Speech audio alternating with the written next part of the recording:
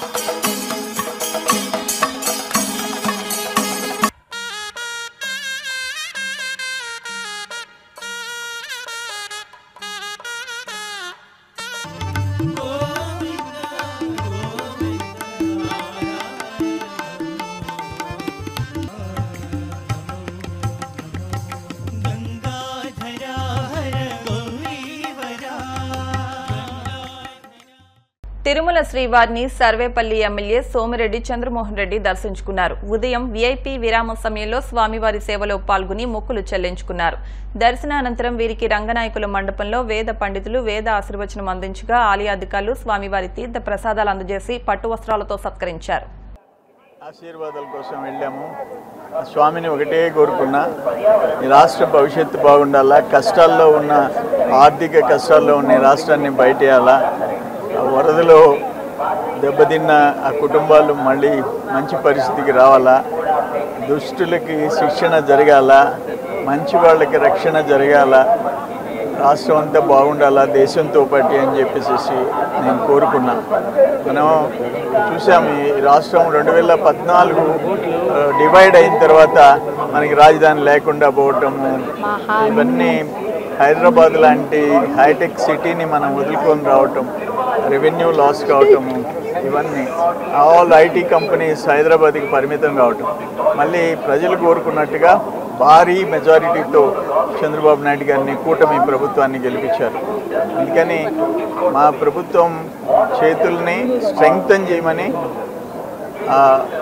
బాలాజీ వెంకటేశ్వర స్వామిని నేను కోరుకోవటం జరిగింది. ఈ స్వామి సన్నిధిలో రాజకీయాలు మాట్లాడాలంటే టైం చాలదు. అన్నీ జరిగిపోయినాయి లాస్ట్ 5 yearsలో. ఇప్పుడు ఆ బోట్లు ఆ కలర్ ఏంటో, ఆ బోట్ల మీద ఉండే కలర్ ఏంటో అందరికీ తెలుసు. ఇప్పుడు ఏదైనా జరిగి ఉంటే ఏమై ఉండేది? ఆ బోట్ల యాజమాన్యాలకి బాధ్యత లేదా? చెప్పండి. వ్యాపారం చేసుకునేటప్పుడు ప్రజల ప్రాణాలకి ముప్పు కలిగే విధంగా నిర్లక్ష్యంగా ఉండటం కూడా తప్పే కదా. జరగరాని సంఘటనలు 5 yearsలో జరిగినాయి. ఇప్పుడు అవన్నీ స్ట్రీమ్ లైన్ కావాలా, అంత సిస్టమ్స్ అన్నీ రివైవ్ కావాలా, సిస్టమ్స్ అన్నీ కొలాప్స్ అయిపోయినాయి, మళ్ళీ సాధారణ పరిస్థితికి రావాలా, ప్రజలకు మంచి పాలన అందాలా. హైదరాబాద్లోని ఎస్ఆర్ నగర్లో ఓ కారు బీభత్సం సృష్టించింది. అతి వేగంతో అదుపు తప్పి రోడ్డు పక్కనున్న షాపులోకి దూసుకెళ్లింది. ఈ ఘటనలో పార్కింగ్లో ఉన్న వాహనాలు చాలా వరకు ధ్వంసమయ్యాయి. ఘటనా స్థలికి చేరుకున్న పోలీసులు కారులో ఉన్న వ్యక్తిని అదుపులోకి తీసుకున్నారు. వార్తలు ముగించే ముందు ముఖ్యాంశాలు మరొకసారి.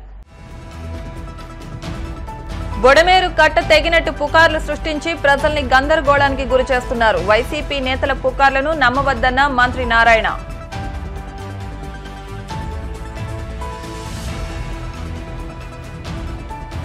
నర్సాపురం మండలం బైనపాలెం గణేష్ నిమజ్జనంలో 2 సామాజిక వర్గాల మధ్య ఘర్షణ. 2 కానిస్టేబుళ్లతో పాటు పలువురు గ్రామస్తులకు గాయాలు.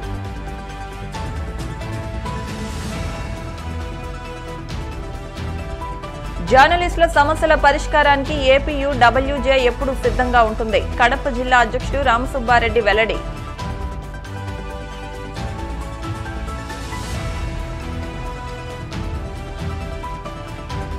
తిరుమల శ్రీవారిని దర్శించుకున్న సర్వేపల్లి ఎమ్మెల్యే సోమిరెడ్డి చంద్రమోహన్ రెడ్డి ఆలయ మర్యాదలతో స్వాగతం పలికిన అధికారులు.